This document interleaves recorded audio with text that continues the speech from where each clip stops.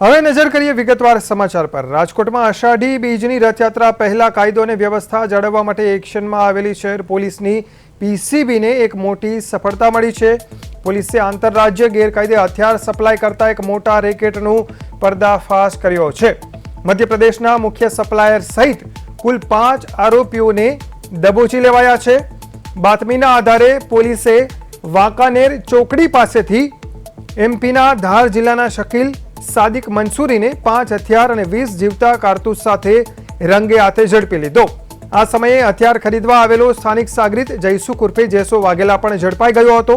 મુખ્ય આરોપી શકીલની આખરી પૂછપરછમાં ચોટીલાના અનિલ ખેતરિયા, ગાવસ્કર રોજાસરા અને પ્રદીપ કરપડાના નામ ખુલતા પોલીસે આ ત્રણેય શખ્સોને પણ ઝડપી લીધા।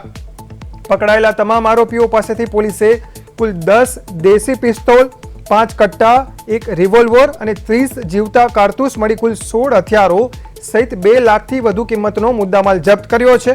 તપાસમાં સામે આવ્યું છે કે આરોપી શકીલ છેલ્લા 2 વર્ષથી સૌરાષ્ટ્રમાં માત્ર 10 થી 15 હજાર રૂપિયામાં ગેરકાયદે હથિયાર સપ્લાય કરતો હતો।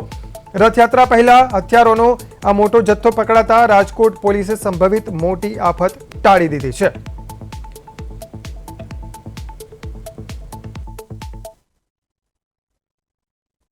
શહેરમાં ગેરકાયદેસર હથિયારો ઘુસાડતા માણસો વિરુદ્ધ કાર્યવાહી કરવા માટે પીસીબીની ટીમને સૂચના આપવામાં આવેલ હતી।